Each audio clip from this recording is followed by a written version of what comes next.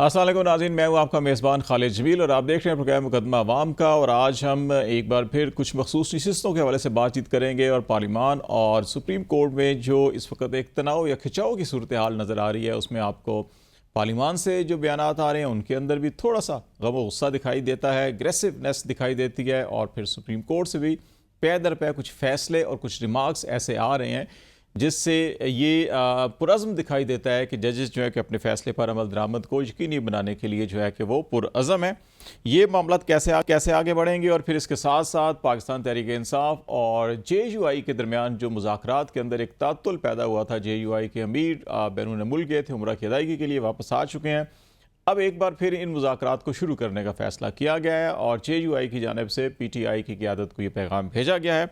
ये मुज़ाकरात शुरू होते हैं और फिर पाकिस्तान के अंदर थोड़ी सी सियासी तहरीक के हवाले से भी इस वक्त गुफ्तगू चल रही है। बांग्लादेश में जो हालात हुए और वहाँ पे नौजवानों ने एक तहरीक शुरू की और उसके बाद अल्टीमेटली वहाँ पे हुकूमत ख़त्म हुई, पार्लियामान तहलील हुई और फिर एक केयर टेकर गवर्नमेंट बनी है। और इसी तरह के कुछ सूरत हाल बाज़ लोग जो है कि इसको पाकिस्तान और बांग्लादेश को मुआवजा करने किया, मुआवजा बनता है नहीं बनता, और पाकिस्तान में क्या स्टूडेंट्स या नौजवान जो है कि इस किस्म की तहरीक शुरू कर सकते हैं या नहीं कर सकते, एक बड़ा अहम मामला ये होगा जिस पर हम बात करेंगे। और फिर मस्जिद नबवी के इमाम पाकिस्तान के दौरे पे आए हुए हैं और ये पाकिस्तान में अक्सर जो है कि हरमैन शरीफैन के जो इमाम होते हैं, चाहे इमाम काबा हों या मस्जिद नबवी के इमाम, ये वक्तन फ़क्तन पाकिस्तान का दौरा करते रहते हैं।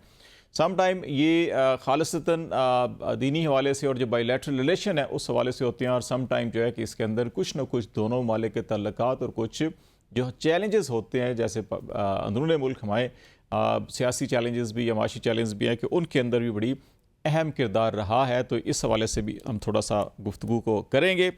हमें ज्वाइन कर रहे हैं अज़हर सिद्दीक़ साहब, कानूनदान है, पाकिस्तान तहरीक इंसाफ का तल्लुक है, और इसके साथ साथ राना मोहम्मद अरशद साहब जो PMLN के सीनियर रहनुमा है। बहुत शुक्रिया आप दोनों का। और हमें थोड़ी देर में जो है कि नवीद आमिर जीवा साहब जो रुकन असम्बली पाकिस्तान पीपल्स पार्टी का जिनका तल्लुक है वो भी हमें ज्वाइन कर लेंगे।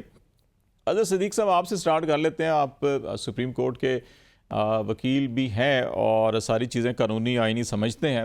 आपने मखसूस नशिस्तों का केस देखा भी, सुना भी, फ़ैसला भी आया, उसके अंदर आधा अमल हो गया, आधा रह गया, कुछ वज़ाहत थी, इलेक्शन कमीशन ने वज़ाहत मांगी, लेकिन पार्लियामान के फ्लोर के ऊपर जो तकरीरें हैं, हुकूमत की जो तकरीरें हैं, और फिर अभी जो 2-4 दिन के अंदर जस्टिस मंसूर शाह साहब का एक जगह खिताब था, फिर उनकी कोई जजमेंट थी जो नेशनल बैंक के पेंशनर से मुतल्लिक थी, और उसके अंदर जो कमिटमेंट नज़र आ रही है फ़ैसलों को अमल करने के हवाले से, आप ये समझते हैं कि कोई दरमियानी रास्ता निकल सकता है या कोई खुदा न खास्ता टकराव की सूरत हाल होगी, हालात ख़राब हो सकते हैं, या जो है कि चाहते ना चाहते हुकूमत को अल्टीमेटली फ़ैसले पर अमल करना पड़ेगा? बहुत शुक्रिया। एक बात तो मैं आपको वजाहत के साथ कह दूं, चाहते ना चाहते फैसले पर तो अमल दरामद होना है और होकर रहेगा। और मैं हमेशा से ये बात कहता हूँ, अदालतें कल भी आम थी, आज भी आम है और आइंदा भी आम होगी। लेकिन पिछले 2.5 सालों से जो कानून साजी की हैं, पर्सन स्पेसिफिक ले लें, मैं एक एक बताना शुरू करूँगा आपको तो आप परेशान हो जाएंगे कि इस पार्लियामान ने इतनी बेतौकीरी कर ली है, अपने इख्तियारात को इस तरह इस्तेमाल किया है कि लोगों का आने वाले दिनों में पार्लियामान की सुपरमेसी के ऊपर भी एतबार उठ जाएगा। मैं अभी 2-3 चीजें बता देता हूँ। आपने देखा आइन में दी थी कि इलेक्शन की तारीख देने का इख्तियार सदर पाकिस्तान का था और सूबाओं को गवर्नर का था, लेकिन आपने देखा कि सेक्शन 57 में तरमीम करके ये इख्तियार इलेक्शन कमीशन को दे देगा और ये चैलेंज किया हुआ है और ये सेटिस्फाइड हो जाने, ये भी मैं बता दूं आपको। फिर आपने देखा 232 के अंदर जो तरमीम की गई कि आर्टिकल 62(1)(f) में डिस्क्वालिफिकेशन फॉर लाइफ है, उसको 5 साल महदूद कर दिया गया। वो भी मैंने चैलेंज किया हुआ, नोटिस हुए हैं उसके अंदर भी। फिर आपने अभी रिसेंट तरमीम ये वाली देख लें, और ये आम आदमी के समझ के लिए जरा आसान लफ्जों में कोशिश करूंगा मैं बताने के लिए। लेकिन ये प्रोसीजरल लॉ है। प्रोसीजर ऐसा है कि आपने प्लान डेट पे कागज किया, आगे किया, पीछे किया। प्रोसीजरल लॉ का यानी ये तरमीम की है ना, अगर आप फ्यूचर में करना चाहते हैं, हो सकती है ना होती, वो अलग है, लेकिन ये प्रोसीजरल लॉ का इतलाक माजी से रिट्रोस्पेक्टिव नहीं इफेक्ट नहीं हो सकता इसका कि आप कहें जी पुराने तरीकों में ऐसा होगा, वो तो गुजर गया। वो तो वक्त गुजर गया। फिर एक बड़ी जबरदस्त बात है, सुप्रीम कोर्ट की जजमेंट को नलीफाई करने की कोशिश की है। प्रोसीजर लॉ के जरिए सुप्रीम कोर्ट जजमेंट को नलीफाई नहीं कर सकते। सुप्रीम कोर्ट ने जो फैसला किया वो बिल्कुल आपके सामने, वो भी मैं बयान कर दूंगा। तीसरी बात है कि आइन के आर्टिकल 51 और 106 में तरमीम कर दी है, वो सीटों की बात करता है। और वहां अगर कहा है कि अगर सीटें आपने कोई सर्टिफिकेट वगैरह की तो बात ही नहीं करता, चले सर्टिफिकेट आपने जमा ने कराया या नहीं कराया, उससे आप सीटें नहीं ले सकते। वरना क्या होगा, वो रिटर्नेड हो जाएगी। इसकी मिसाल यूं ही ले लें आप कि 90 दिन के अंदर इलेक्शन कराने का आइन में लिखा है, 90 दिन में हुए, आर्टिकल 254 मौजूद था और सुप्रीम कोर्ट ने उसको सामने रखते हुए 1 साल बाद इलेक्शन का तारीख ही बताए ना, कि इफेक्ट नहीं दिया हुआ। जब आइन ने इफेक्ट ना दिया हो, जब आइन ने इफेक्ट ना दिया हो, तो आप सबऑर्डिनेट लेजिस्लेशन से कर नहीं सकते। फिर एक बड़ी जबरदस्त बात है कि वो पार्लियामान को पर्सन स्पेसिफिक कहते हैं कि आप अपने मफादात के लिए, सियासी जमातें अपने मफादात के लिए कि जनाब ये सीटें हमें मिलें ताकि 2/3 अक्सरियत कर सकें, पर्सन स्पेसिफिक लेजिस्लेशन नहीं होता। और हम अक्सर लेजिस्लेचर को मेलाफिडी एट्रीब्यूट नहीं करते, लेकिन it's a classic case of attributing mala fide. और अगर सम अप करने की कोशिश मैं करूं इन चीजों को कि कहा जाता है जनाब री राइटिंग ऑफ द कॉन्स्टिट्यूशन। अच्छा, आज मैं सबक पढ़ा देता हूँ री राइटिंग ऑफ द कॉन्स्टिट्यूशन क्या है। आपको याद होगा हमजा शरीफ को हलफ नहीं ले रहे थे, गवर्नर नहीं ले रहा था, सदर नहीं ले रहा था, 2022 की बात कर रहा हूँ। आइन में लिखा हुआ, लाहौर हाई कोर्ट ने कहा कि स्पीकर लिखे, स्पीकर लेगा। आप बता दें कहीं आइन में लिखा हुआ है? नहीं लिखा हुआ। मैं ये नहीं कह रहा कि रीराइटिंग ऑफ द कॉन्स्टिट्यूशन है, बजाय कि अदालतों का इख्तियार है कि ऐसे हालात आ जाएं तो वहां अदालत को रास्ता निकालना है, ये अदालत का इख्तियार है। फिर और आपको वो याद होगा तहरीक-ए-अदम एतमाद भी, तहरीक-ए-अदम याद है कि 28 मार्च को पेश हुई थी, 3 अप्रैल 7 दिनों के अंदर करना था, 3 अप्रैल को रिजेक्ट कर दिया। सुप्रीम कोर्ट में मामला गया, असेंबली तहलील होगी, सुप्रीम कोर्ट ने 7 अप्रैल को फैसला दिया। और फैसला क्या दिया? घड़ियां पीछे माजी में चले गए। 9 अप्रैल में अपना वोटिंग हुई, लेकिन हम बैठे हुए थे 3 अप्रैल में। 3 अप्रैल की, क्योंकि 7 दिनों के अंदर करना ना, तो माजी में ले गए। 3 अप्रैल को वोटिंग हुई और इमरान खान साहब को सदर वज़ीर आज़म को तो सेफारत कर दिया गया।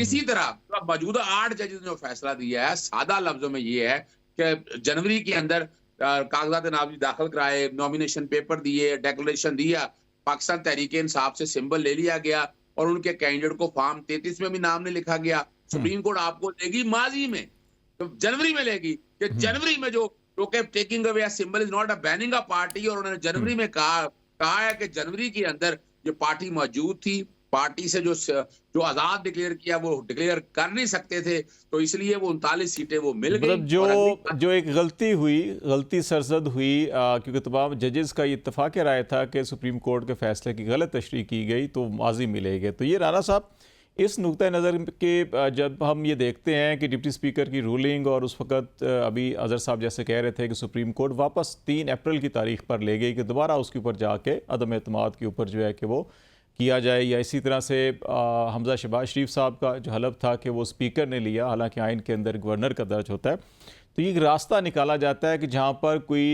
एग्जेक्टिव से या किसी से मुकन्ना से कहीं पे कोई गलती सरजद हो जाए तो उसको दूर करने के लिए या दुरुस्त करने के लिए, तो इस तरह से ये भी एक रास्ता निकाला गया। जो बुनियादी एक सवाल इसके अंदर ये भी पैदा होता है कि जो जमातें ये क्लेम कर रही हैं कि इजाफी सीटें दे दी, उनको अपनी मुतनासिब नुमाइंदगी जो आर्टिकल या कॉन्स्टिट्यूशन की स्पिरिट है, जो रूह है उसकी, वो तो मिल चुकी हैं, ये एक्स्ट्रा उनकी अपनी नुमाइंदगी से है। तो ऐसे हालात के अंदर हुकूमत को कोई फ़र्क भी नहीं पड़ना, हुकूमत ख़त्म भी नहीं होगी, हुकूमत गिरेगी भी नहीं, तो फिर क्यों इतना इसरार किया जा रहा है कि नहीं ये उनको नहीं बनती, हमें ही दी जाए?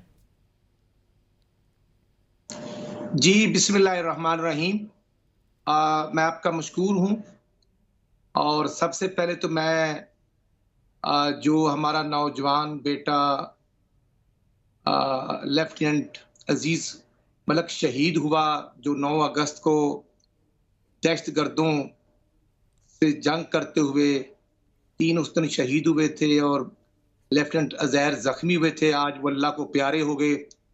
वो पेशावर CMH में एडमिट थे, उनका नमाज जनाजा पढ़ाया जा चुका है। और वो पंजाब के ज़िला अटक से थे, उनका नमाज जनाजा एक पेशावर में हुआ है और एक दूसरा उनके आबाई गांव में होगा। वो 24 साल का बच्चा, मैं समझता हूँ कि जिसने अपनी जान दे दी मुल्क के लिए, पाकिस्तान की सरहदों की हिफाजत करते हुए, अल्लाह ताला उनके वालदैन को सब्र तहम्मुल अता फरमाए, उनके आमीन। दर्जात बुलंद फरमाए। वो कौम का मैं समझता हूँ रोशन दरखिंदा सितारे हैं। आगे मैं अर्ज करना चाहता हूँ कि अदर सदीक साहब माशाल्लाह बड़े सीनियर कानूनदान हैं। मैं तो एक आम वर्कर हूँ और देहात में रहने वाला हूं। मुझे तो कानून का इतना अंदाजा नहीं, लेकिन राना साहब जी सारे देहातियां शहर च आ गए ऐसी बस अगर सदीक साहब जैसे सीनियर लोगों से और आप जैसे सीनियर एनालिस्ट से मैंने सुना है, देखा है, परखा है, जब हमजा शहबाज का इलेक्शन था और अक्सरियत के साथ उनको वोट दे दिया गया था, आइन के मुताबिक उनका हलफ होना था, तो गवर्नर पंजाब ने इनकार कर दिया। हम कोर्ट में गए और कोर्ट ने कहा कि अगर गवर्नर नहीं लेते तो देन उन्होंने सेकंड ऑप्शन को अवेल किया। हमने तो वो दरवाजा खटखटाया और उसी तरह सदर डॉक्टर आरिफ अलवी साहब ने जब इनकार किया तो फिर चेयरमैन सेनेट ने ओथ लिया। ये तो हिस्ट्री आपके सामने है।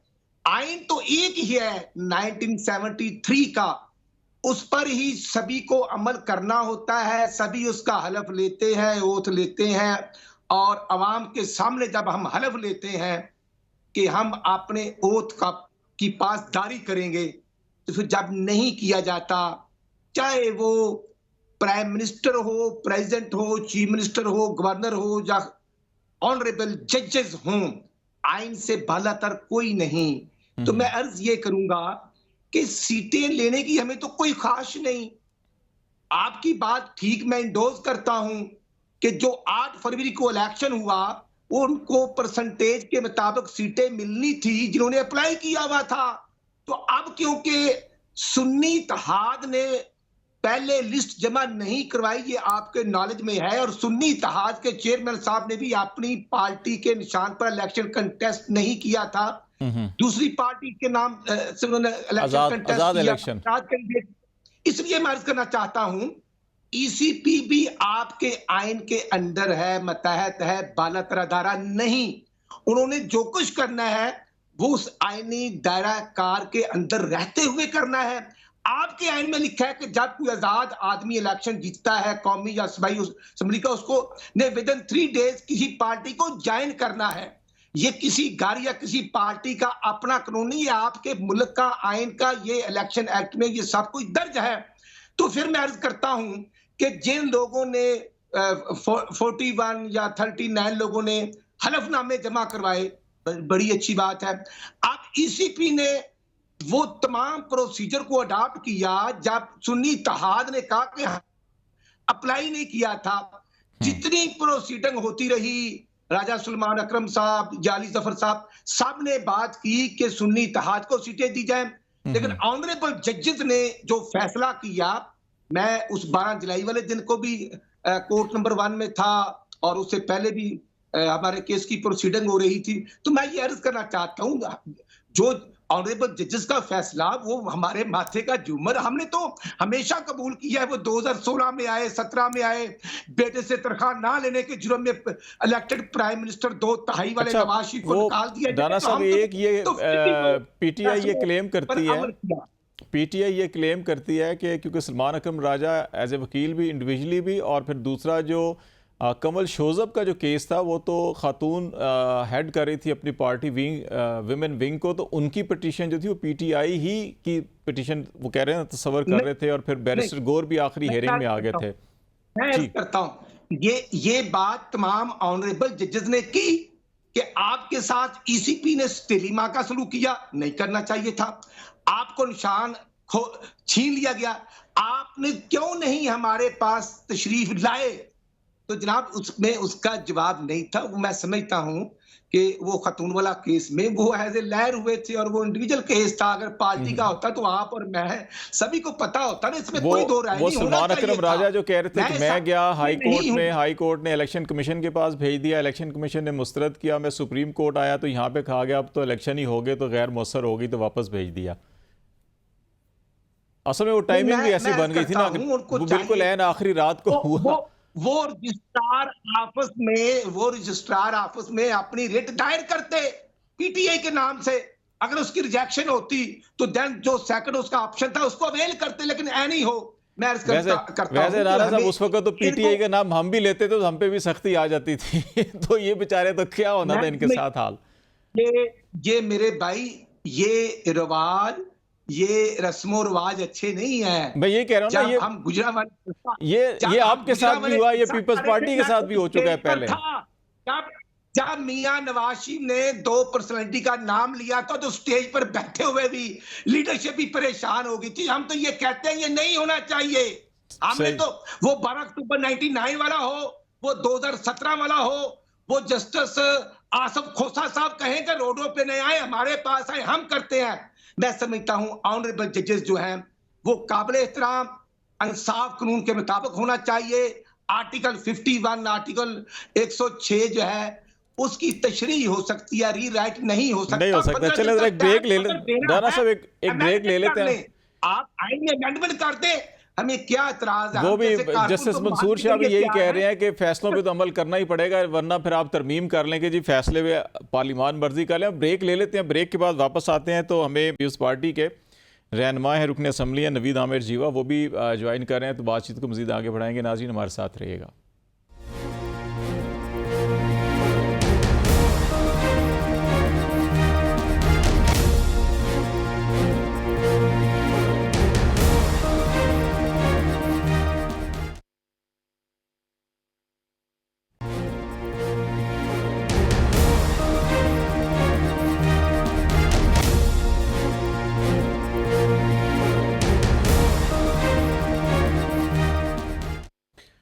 वेलकम बैक नाज़रीन। हम बातचीत करेंगे पाकिस्तान की उस सियासी सूरत हाल और कुछ आइनी मामलात, सुप्रीम कोर्ट और पार्लिमान आमने सामने। अजहर सिद्दीक साहब हमारे साथ हैं और राना मोहम्मद अरशद साहब पाकिस्तान मुस्लिम लीग नून के रहनुमा भी हमारे साथ हैं। अजहर सिद्दीक साहब, ये मामला तो अब लगता ही है कि जब तक ये डिटेल जजमेंट नहीं आती, इस किस्म की बहस व तकरार और ये सारी चीज़ें चलती रहेंगी। वो डिटेल जजमेंट आएगी तो फिर उससे मज़ीद कुछ क्लैरिटीज़ आएंगी सामने।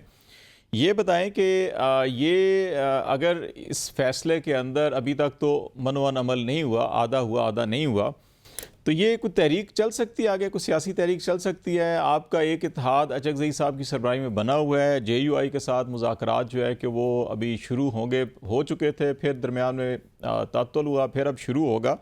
तो कोई आपको अवामी सतह के ऊपर भी कुछ हलचल नज़र आ रही है कि या बस ऐसे ही ठंडे मीठे बयान शान चलते रहेंगे जैसे चल रहे हैं? नहीं, बहुत शुक्रिया। एक बात मैं आपके सामने रख दूं, जरा आम जो कि बात हुई है, मैं हमारे भाई अरशद ने बात की है। महमूद अचकज़ई साहब, असद कैसर साहब पिछले 2 दिन से लाहौर में ही हैं। मुलाकातों का सिलसिला उनके साथ चल रहा है और चीज़ें कई लाइन पे आ जाएगी। और अगस्त और सितंबर बहुत अहम है, जिसमें सड़कों पे भी आप लोग देखेंगे और आप भरपूर एहतजाज भी देखेंगे। लेकिन मैं एक बात बता दूं आपको, तफसीली फैसले में तो एक्सप्लेनेशन आनी है, दैट्स ऑल। फैसला वही है जो सुप्रीम कोर्ट का, और वो वायलेट हो चुका हुआ है। 6 अगस्त आ गई की डेडलाइन इलेक्शन कमीशन की, और इलेक्शन कमीशन एक फरीक के तौर पर ये 22nd कॉन्स्टिट्यूशनल वायलेशन है। 430 सफ़ों का अपना शिकायत कम रेफरेंस जो है इलेक्शन कमीशन के खिलाफ सुप्रीम काउंसिल में मैंने दायर किया है। मुझे तो पूरी एक फिगर के ऊपर, फिंगर टिप पे चीजें सारी मौजूद हैं।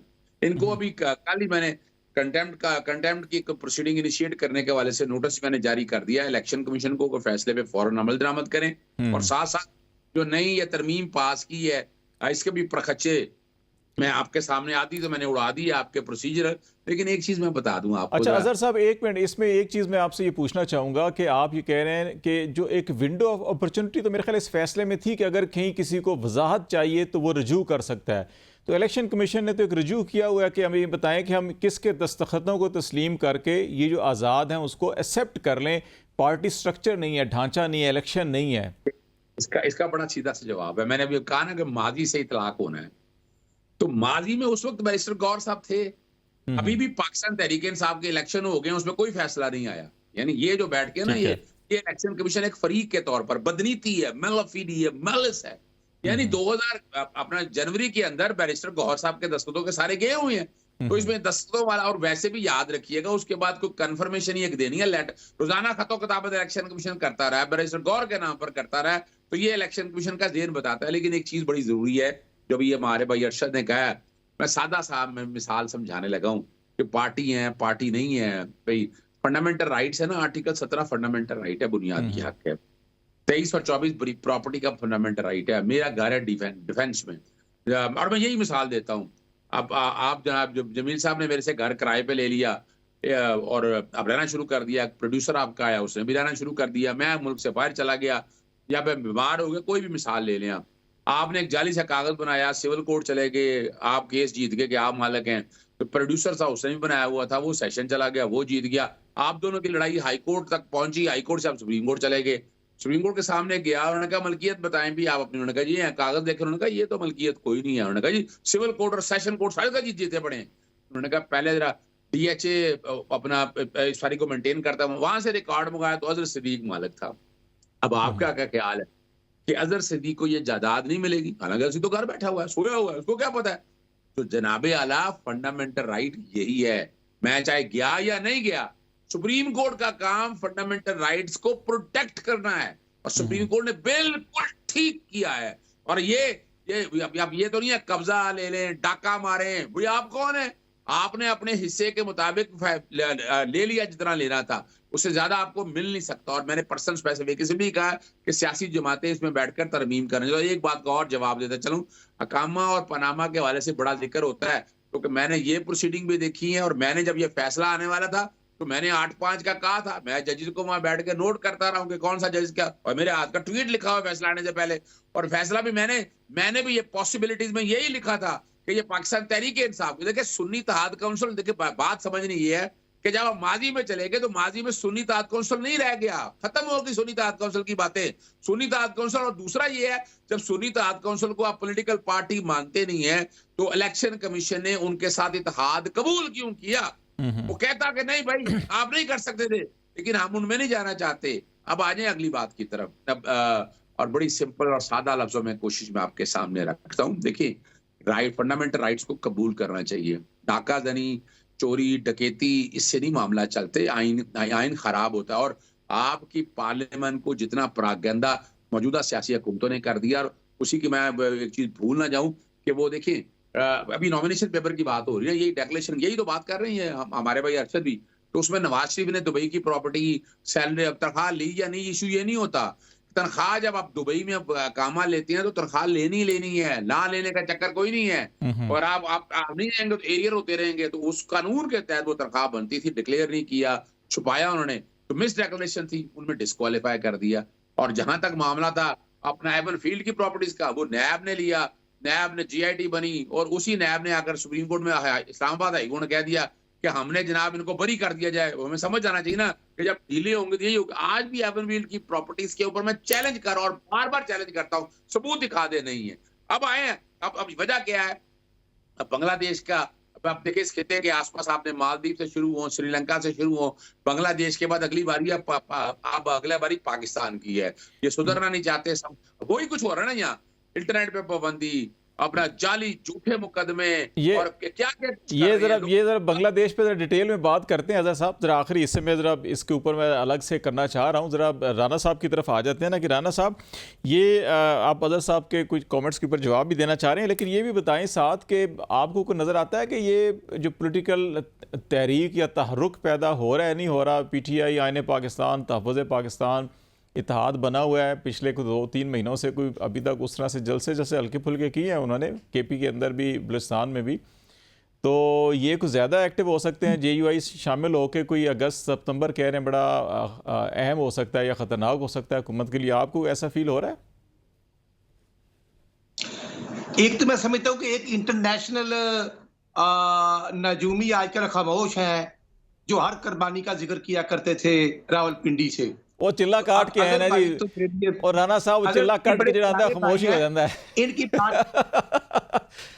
इनकी बात पे मैंने रिमार्क्स नहीं देना, लेकिन मैं ये अर्ज करूंगा, मुझ जैसे पॉलिटिकल वर्कर तो चाहते हैं कि रोड पे नजारे लगे और मैदान सजे।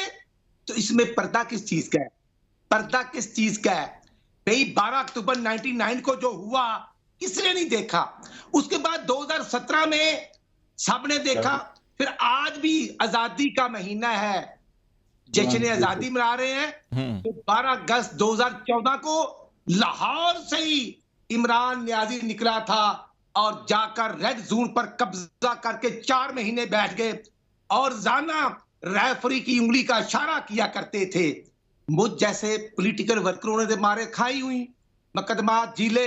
अब इस पिछले दौर में भी ये जो बुज़दार शरीफ का दौर था 4.25 साल का, इस पर भी मेरे ऊपर तो 12-13 मुकदमा दर्ज हैं। और इनकी 26 साल की कारकर्दगी ये थी कि कोई सीएम का कैंडिडेट नहीं था तो वो हमारा बुज़दार टीजी खान से उठाकर सीएम भर्ती कर लिया। फिर गवर्नर नहीं था तो चौरी सरवर हमारा उठा के लेके वो गवर्नर भर्ती कर लिया। आज वो किधर हैं? ये इनकी तरबियत और इनकी नशोनुमा इस तरह होती है कि ये 4 साल कौमी असेंबली का कोरम भी उन्हीं से पूरा करवाते थे और बजट इजलास में भी उनसे कहते थे कि हमारा बजट पास करवा दें। राणा साहब मसला यही है, राणा साहब मसला ये है कि सियासी जमातों ने महंगाई है, लेकिन आज पंजाब का कंपैरिजन आपने करना है खैबर पख्तूनख्वा में कि वहां क्या हो रहा है। आज अगर कौम का बेटा लेफ्टिनेंट जी मुझे 40 एमपीएन है जी मैं अर्ज करता हूं। आज मैंने यही अर्ज करना था कि अगर लेफ्टिनेंट मलक अजहर शहीद होता है तो वहां का चीफ मिनिस्टर, वहां की कैबिनेट का एक मिनिस्टर भी पिशावर में उनके नमाज़े जनाजे में नहीं था, क्योंकि कालदम तंजीमों के साथ जोड़ियां और मोहब्बतें बढ़ाते हैं। और बन्नू का केस हो या पूरे खैबर पख्तूनख्वा में जो लॉ एंड ऑर्डर की सिचुएशन है, उनको अभी इनको जवाब देना पड़ेगा। अब यही तो इनका एजेंडा है कि न्याजी साहब को छोड़ दें और मोहतरमा उनकी जौजा को छोड़ दें या छुड़वा लें। कभी इश्यूज पर बात की, कौमी इश्यूज पर बात करने का इनके पास वक्त नहीं है। फिर मैं अर्ज करूंगा, ऑनरेबल जजेस ने जो फैसला किया, मैंने तो कहा कि हमारे माथे का झूमर है, ईसीपी अमल दरामद कर रही है, लेकिन जहां उनकी बात समझ में नहीं आती तो फिर उन्होंने वो वजाहत कर लें जरा। ये हमें राणा साहब, हमें नवीद साहब ने भी ज्वाइन किया है, जो अफगान नवीद आमिर साहब ने भी ज्वाइन कर लिया। ज़रा इनको भी हम शिविन करते हैं, ज़रा इनसे भी कुछ इन्हीं इश्यूज़ के ऊपर ज़रा ओपिनियन लेते हैं, फिर आपकी तरफ मैं दोबारा आता हूँ। बहुत शुक्रिया। ज़रा नवीद साहब हमारे साथ अजहर सदीक साहब हैं और राना अरशद साहब भी हैं नून लीग के। बुनियादी तौर पर डिस्कस कर रहे हैं कि ये मखसूस नशिस्तों का मामला जो है कि इतना हसास क्यों बन गया कि तमाम जमातों को अपने अपने हिस्से की नशिस्तें मिल चुकी थी। अब मसला ये था कि अच्छा ये PTI को जानी है, सुन्नी इत्तेहाद कौंसिल को जानी है, सबको पता है कि वोट किसको दिया गया, किसके नाम पर दिया गया, निशान छीना नहीं छीना। अब अजहर सदीक साहब का नुक्ता नज़र ये है कि जैसे सुप्रीम कोर्ट ने कासिम सूरी साहब की रूलिंग के बाद जब सुप्रीम कोर्ट ने डिसीजन दिया, उसको गैर कानूनी करार दिया, तो फिर वापस 3 अप्रैल पे ले गए प्रोसीडिंग को कि जी आप दोबारा उस दिन चले जाएँ, घड़ी की सुई को वापस ले जाएँ और वहाँ पे आप वोटिंग करवा लें। तो अभी भी जो गलती इलेक्शन कमीशन से सुप्रीम कोर्ट के फैसले की तशरीह में हुई, तो सुप्रीम कोर्ट ने कहा वापस उस स्टेज पर चले जाएँ और जिन्होंने पार्टी एफिलिएशन सर्टिफिकेट दिया था उनको वो दे दें, जो आज़ाद उस वक्त डिक्लेयर हुए उनको आप 3 दिन दे दें। तो इसमें अब क्या मसला, क्या क्यों इतना हुकूमत को कोई ख़तरा नहीं है, हुकूमत ने ख़त्म भी नहीं होना, हुकूमत ने जाना भी नहीं है नशिस्तों से, तो फिर इतना क्यों शोर शराबा हो रहा है? जी नवी साहब। जी मैं ये समझता हूँ कि मामला हुकूमत ख़त्म होने का या हुकूमत जाने का आने का नहीं है। मामला मैं समझता हूँ कि कानून की हुक्मरानी का है, एक कानूनी और आइनी मामलात हैं और इस पे तमाम जो मामलात हैं वो कौमी फ़हम व तफ़हीम से होनी चाहिए। और इस मुल्क में एक बड़ा गलत ट्रेंड है कि जो इस मुल्क की इस नहज पे ले आया है कि पाकिस्तान की जो जुडिशरी है वो ये समझती है कि जो बिजली के बिल हैं उनमें भी कमी हमने लेकर आनी है, जो शुगर और जो दूसरे जो प्राइसेस हैं रोज़मर्रा ज़िंदगी की उनको भी कंट्रोल हमने करना है, पाकिस्तान में डैम भी हमने बनाने हैं और हमने कानून की तशरीह नहीं करनी बल्कि कानून बनाने वाले जो अदारा पार्लियामेंट है उसको भी डिक्टेट हमने करना है। ये बड़ा गलत ट्रेंड है। दूसरा जो नज़रिया ज़रूरत ने इस मुल्क को जितना नुकसान पहुंचाया है, इस मुल्क की सालमियत को, इंटेग्रिटी को किसी और नज़रिए ने नहीं पहुंचाया। तो मैं ये समझता हूं कि यही वो जुडिशरी थी जिन्होंने कहा कि जी पीटीआई जमात नहीं है, पीटीआई जो है वो इनका इलेक्शन गलत है, और इलेक्शन कमीशन में भी ऐसे ही हुआ। तो अब उन्हीं के अगेंस्ट उन्होंने वो डिसीजन दे दिया है। तो मैं ये समझता हूँ कि बड़ी चीज़ों में बहाम बाकी है, तो इसको एड्रेस होना चाहिए, और मखसूस नशिस्तें जिसका जो मैंडेट है उसको मिलनी चाहिए। और जब एक फ़ैसला हो जाता है कि एक वो जमात जो कि इलेक्शन वाले दिन थी नहीं और किसी भी के कानूनी इबहम की वजह से तो या कानूनी पेचीदगियों की वजह से वो नहीं थी, उनका इलेक्शन प्रोसेस गलत था, तो फिर और दूसरी नंबर 2 पे जब उन्होंने प्रायोरिटी लिस्टें ही जमा नहीं करवाई थी, तो फिर वो तो उस वक्त तो जब इलेक्शन प्रोसेस चल रहा था उस वक्त तो कराई थी। Let me complete please. तो मैं ये समझता हूँ कि जो है जब उनका वो नहीं था, तो फिर अब जब दे दी गई हैं नए मेंबर्स को अपने पार्लियामेंट जो वो चल रही है, तो ये एक खामखा एक कानूनी और जो आईनी जो है वो लड़ाई शुरू करवाई दी है। और वो भी मैं समझता हूँ कि पाकिस्तान की इसका जो जिम्मेदारी है वो पाकिस्तान के जुडिशल सिस्टम को जाती है। अच्छा, चलो एक ब्रेक ले लेते हैं नाज़रीन, ब्रेक के बाद वापस आते हैं तो फिर हम बातचीत को थोड़ा सा और आगे बढ़ाएंगे। और जो ये बात की जा रही है कि बांग्लादेश के हालात का असर पाकिस्तान में पड़ सकता है, तो पाकिस्तान और बांग्लादेश के हालात के अंदर क्या कोई मुवाजना बनता है, नहीं बनता, और क्या उसके असरात यहाँ पर हमारे नौजवानों में या सियासी माहौल के अंदर पैदा हो सकते हैं, नहीं हो सकते, इस पर बात करेंगे। हमारे साथ रहिएगा।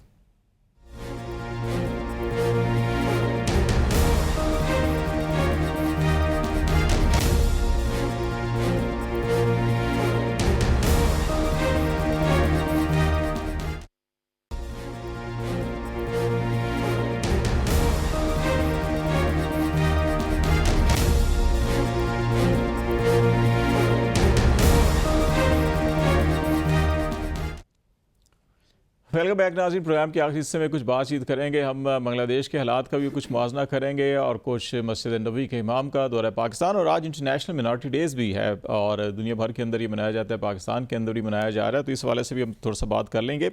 अजहर सिद्दीक साहब, आप बांग्लादेश के हालात का कुछ मुआवजा कर रहे थे पहले, अब इस पर ये बताएँ कि क्या पाकिस्तान के अंदर नौजवान उस तरह से मुतहरिक हो सकते हैं? पाकिस्तान में तो एक ज़माने से जो स्टूडेंट यूनियन है उनके ऊपर पाबंदी है, नौजवानों को तो पॉलिटिकली एक्टिव होने ही नहीं दिया गया, तो आप कैसे ये तवक्को कर रहे हैं कि यहाँ पर भी नौजवान उस तरह से उठेंगे जिस तरह से बांग्लादेश के अंदर उठे हैं? वक्त के साथ साथ एक चीज तो मैं सीख गया हूँ, लेकिन एक मैं इब्तिदा करते चलूँ। आपको याद नहीं, वो वजीर आजम ने बुलाया था, उलमा को बुलाया था, वो नजूमी आजकल ना शुभ शुभ सरकार की शक्ल के वहां पर मौजूद होते हैं। वो आप देखा, आपने एंजॉय भी किया होगा। चलें, वो मैं तो वैसे थोड़ा सा माहौल को जरा बेहतर करने के लिए मैंने वो वैसे ही एक बात कह दी है। अब आती है अगली बात की तरफ। हमने भी तलबा यूनियन के साथ एक वक्त गुजारा है और हम महसूस करते रहे हैं कि तलबा यूनियन जो बेसिक एकेडमी है, जो जहाँ से ग्रोथ होनी है, लेकिन इमरान खान ने उनकी ग्रोथ इतनी कर दी हुई है, लोग जो मर्जी कहते रहे कि पता नहीं क्या कुछ सीख लिया, क्या नहीं सीख लिया।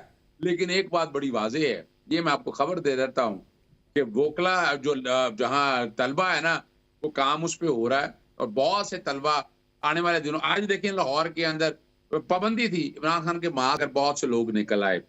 बांग्लादेश के, यकीनन बांग्लादेश के मारूजी हालात का मुआवजा नहीं किया जा सकता, क्योंकि वहाँ बंगाली एक ही कौम थे।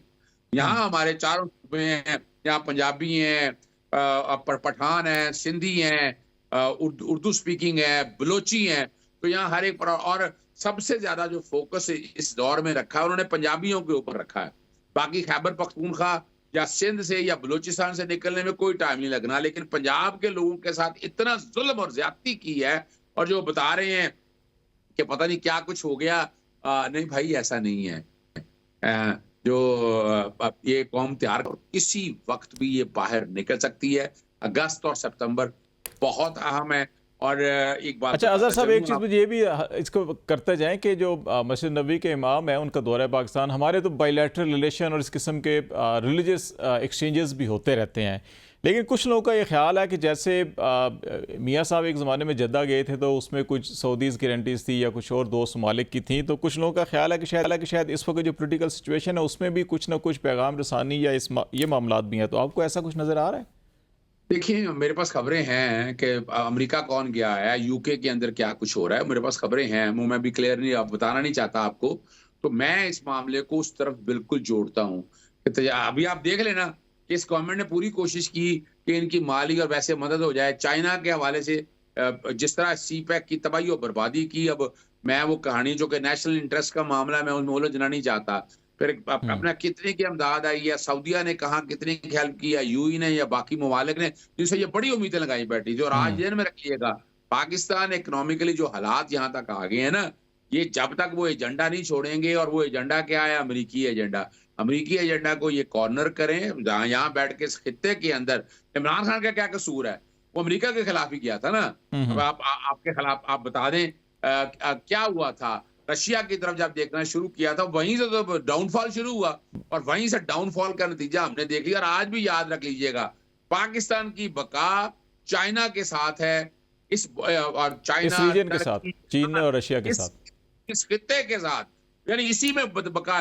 बाकी अमेरिका वगैरह, आपके सामने मिसाल ले लें इंडिया की। इंडिया रशिया का, हमने रशिया को तोड़ने में क्या किरदार किया? मैं मिला क्या? इंडिया रशिया के साथ खड़ा हुआ, और आज अमेरिका जो है उनके पास आया खड़ा है, वो उनके पास बैठे कारोबार कर रहा है। यानी यहाँ इतनी तो तारीफ कर दे। हमारी फॉरेन पॉलिसी इमरान खान के पास तो 3.5 साल रही, पिछले 50-55 साल या 70 सालों से जिन्होंने इसका तबाही और बर्बादी किया है, जिम्मेवार वो है। और आने वाले दिनों में आप देख लेंगे कि अगर इन्होंने अभी भी होश के नाखून ना लिए तो तब्दीली आएगी, ऑपरेशन चेंज, तो आपको डाउट नहीं किया, सारा कुछ सामने आ। राना साहब, ये जो चीज़ें हैं कि क्या आपको नज़र आता है कि यहाँ पे कोई इस किस्म की तहरीक नौजवान कर सकते हैं जो हमें बांग्लादेश में नज़र आई? और दूसरा जो है कि ये जो मैंने क्वेश्चन किया था कि क्या दोस्त ममालिक इस सारी सूरत हाल को ज़रा नॉर्मलाइज करने के लिए पॉलिटिकली भी कुछ किरदार अदा कर रहे हैं? मैं समझता हूं कि पॉलिटिकल डायलॉग होने चाहिए। ये तो बात प्राइम मिनिस्टर ने बजट इजलास में कौमी असम्बली के फ्लोर पर की थी कि आए हम आपके साथ बैठने के लिए तैयार हैं। लेकिन ये बैठेंगे तो इनकी ये इनकी दुकानदारी कैसे चलेगी? अमेरिका की बात करते हैं तो उस वक्त इमरान न्याजी अमेरिका ही था जब उसने कहा था कि एक 92 का वर्ल्ड कप था और एक मैं लेके आया और ट्रंप से बैठकर। तो अगले दिन फिर जब वो पाकिस्तान आए, इस्लामाबाद इस्तकबाल किया गया, तो अगले दिन 5 अगस्त 2019 को मकबूजा कश्मीर पर कब्जा हो गया, और इमरान ने कहा मोदी जीतेगा तो कश्मीर का मसला हल होगा, तो बेड़ा गर्क हो गया। तो मुझे बताएं कि वो सैफर खेलने वाले वहां कांग्रेस और उनकी गोद में बैठकर आप उनसे जाकर पनाह मांग रहे हैं। और जो बात रऊफ हसन ने की कि हमारा जो सोशल मीडिया है वो वहां से ऑपरेट होता है अमेरिका से, इसलिए मैं अर्ज करूंगा कि अमेरिकन की आंखों में आंखें नवाज शरीफ ने डाली थी जब 28 मई 1998 को पाकिस्तान को एटमी ताकत बनाया था। ये तो उनकी गोद में बैठे हुए हैं। फिर मुझे बताएं कि जो स्पेशल जहाज सऊदी अरब का लेके इमरान खान गए थे अमेरिका, तो फिर सऊदी अरब ने वो जहाज क्यों वापस मंगा लिया था? वो भी एक हिस्ट्री है। सऊदी अरब वालों की जो घड़ी गिफ्ट थी वो भी ये मंडी में जाकर बेच देते हैं। तो इन्होंने तो बेड़ा गर्क किया था यूएई से लेकर चाइना का जो सी पैक मंसूबा, इन्होंने वो रज़ाक दाऊद ने क्या कहा था? राना साहब, पाकिस्तान में मुश्किल हो जाए ना तो फिर लीडरों को भी और सोशल मीडिया को भी पाकिस्तान से बाहर से ऑपरेट करना पड़ता है। आज अकलियतों का जो दिन मनाया जा रहा है, प्राइम मिनिस्टर साहब ने आज लाहौर में तकरीर की है हमारे मरकजी ऑफिस मॉडल टाउन में, और अकलियतों के हकूक जो बानी पाकिस्तान ने कहा था, वह हम समझते हैं कि वो तहरीक पाकिस्तान का भी हिस्सा थे। हम उनके साथ हैं, उनके हकूक का तहफ़्फ़ुज़ करना हमारी जिम्मेदारी है।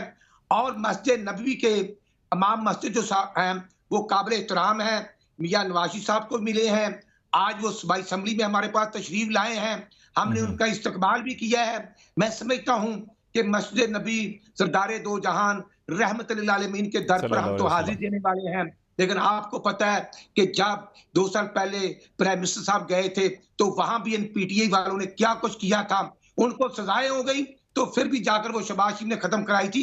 इसलिए मैं समझता हूं इनको पाकिस्तान से मोहब्बत नहीं। इमरान खान कहता है कि मैं हूं तो सब कुछ है, अदरवाइज कुछ भी नहीं। लेकिन वो शेर अफजल मरवत का क्या कसूर है? वो इनकी पार्टी का, इनकी पार्टी की तो लीडरशिप एक जगह पर नहीं बैठ सकती, और ये खुश है कि वो अंदर रहे और बाहर हमारी दुकानदारी चलती रहे। ये इसलिए मैं राणा साहब, ये शेर अफजल मरवत हर जमात में होते हैं, ये हर जमात में होते हैं। शेर अफजल मरवत जैसे देखे ना, वो शाहिद खान अब्बासी और ये मिफ्ता इस्माइल जुबैर, ये भी शेर अफजल मरवत ही हर जमात के।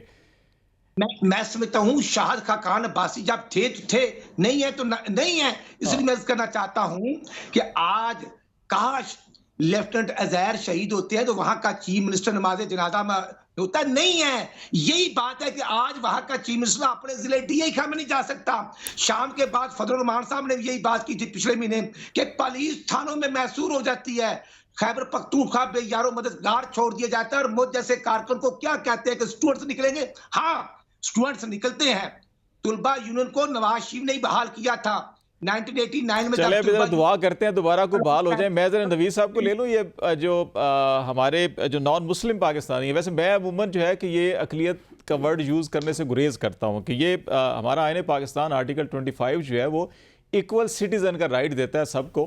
तो ये हम चले कह सकते हैं जी मुस्लिम पाकिस्तानी, नॉन मुस्लिम पाकिस्तानी जैसे हम बात करते हैं। तो ये मैं जरा नवीद साहब से ले लूं थोड़े से कमेंट, फिर आपकी तरफ आता हूं मैं इसी इशू के ऊपर जरा। उनकी अहमियत को उजागर करना और उनसे प्यार मोहब्बत का जो रिश्ता है, मैं समझता हूं उसको तकवीयत मिलनी चाहिए, बिल्कुल मिलनी चाहिए। नवीद साहब ये बताएं कि इसमें जो बड़ी लैंडमार्क जजमेंट थी, कायद आज़म का खिताब का भी तज़किरा कर रहे थे राणा साहब, और ख़ास तौर पर जो कानून साज असम्बली से था 11 अगस्त 1947 का वो खिताब था जी, वो बड़ा तारीखी था। और उसके अंदर जो है कि उन्होंने कहा था कि हमें रंगो नस्ल और कोई तफरीक और कोई मज़हब के बगैर जो रियासत का काम जो है वो मज़हब से नहीं होगा, बल्कि उसको अपनी अपनी जो है पर्सनल लाइफ के ऊपर छोड़ा जाएगा।